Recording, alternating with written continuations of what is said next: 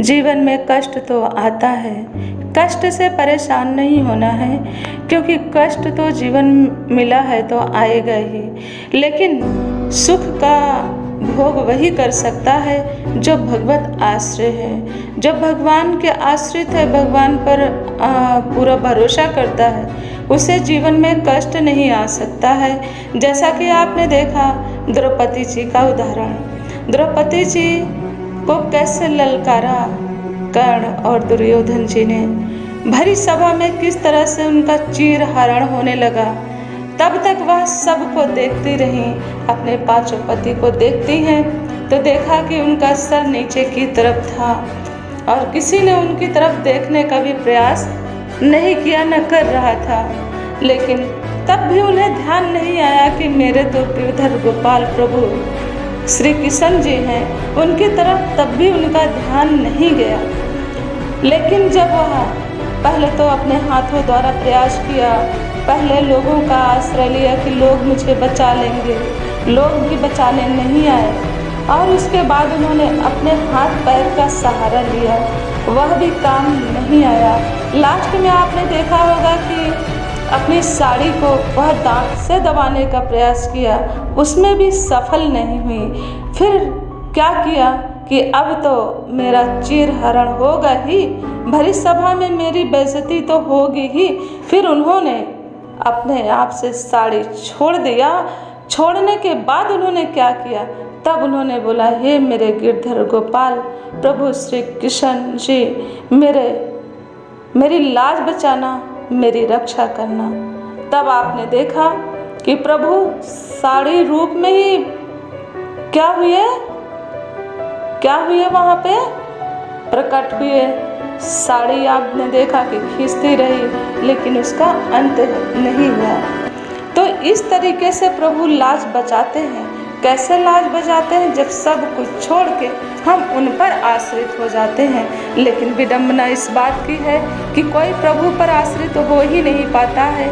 लेकिन जो व्यक्ति प्रभु का आश्रय ले लेता है, वह जीवन में बहुत कुछ कर सकता है। जैसा कि इस जगत में इंसान कभी व्यक्ति का भरोसा, परिवार का भरोसा परिवार के लोगों का कर लेता है। वह यह नहीं जानता कि आपके दिन अच्छे हैं, तब तो परिवार के लोग और समाज के लोग आपके साथ हैं। आपका दिन अच्छा नहीं है, तब आप समझिए कि परिवार और समाज के लोग भी आपका साथ नहीं देते हैं। लेकिन परमात्मा तब साथ देता है जब पूरी दुनिया छोड़ देती है।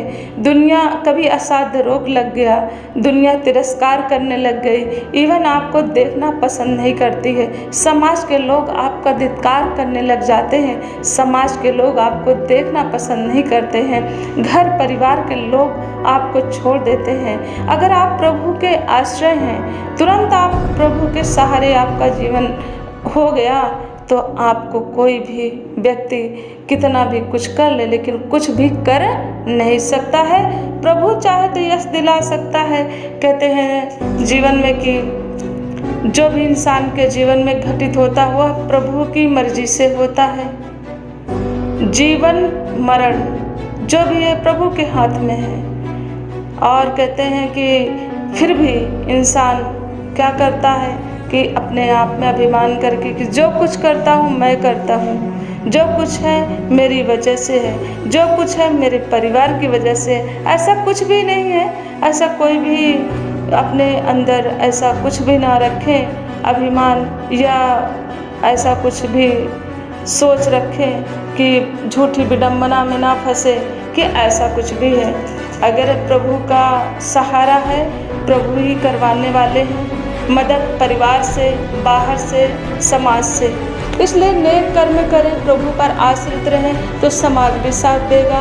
प्रभु चाहेंगे तो कीर्ति रातों रात हो जाएगी। कहते रातों दिन मिला के एक दिन में कहाँ से कहाँ प्रभु पहुँचा सकते हैं। तो इस तरीके का अपना जीवन बनाएं और सत्संग बराबर करते रहें। जैसा कि लोग कहते हैं कि सत्संग वास्तव में एक छाँव है। जैसे कि आप देखे होंगे हवा चलती है, हवा धूप में भी चलती है, हवा छाँव में भी चलती है। लेकिन धूप में आप खड़े होते हैं तो आपको ठंडक नहीं महसूस होती है जब तक आप पेड़ के नीचे नहीं बैठते हो। पेड़ के नीचे छाँव मिलती है, वही हवा क्या करती है, ठंडक प्रदान करती है। लेकिन वही हवा धूप में चलती है तो आपको गर्म महसूस होता है। तो ठीक इसी प्रकार जब आप सत्संग में बैठते हो, जैसे कहते हैं भगवान कड़ में हैं, लेकिन जब आप सत्संग में बैठते हो तो उसी ठीक पेड़ की तरह है, जैसे ठंडक महसूस होता पेड़ के नीचे जब हवा चलती है। उसी तरीके से जब आप सत्संग में बैठते हो तो सभी देवी देवताओं का वास होता है, आपको ठंडक महसूस होती है, आपके प्रारब्ध नाश होते हैं, आपके जो विकार हैं वह धीरे धीरे नाश हो जाता है, जिससे कि आपका जीवन सुखमय और सुंदर बन जाता है। तो इसलिए कभी जीवन में कुछ ऐसी परेशानी आए, कभी जीवन में ऐसा अपमान हो, घोर अपमान का सामना करना पड़े, लोग आपको देखना ना पसंद करें, कोई असाध्य रोग हो जाए, कैसी भी तकलीफ जीवन में आ जाए, लेकिन अगर आप प्रभु आश्रित रहेंगे तो आपका जीवन सुंदर बन जाएगा। सब कुछ बिगड़ने के बाद भी सब कुछ प्राप्त हो जाएगा। प्रेम से बोलिए जय श्री हरि।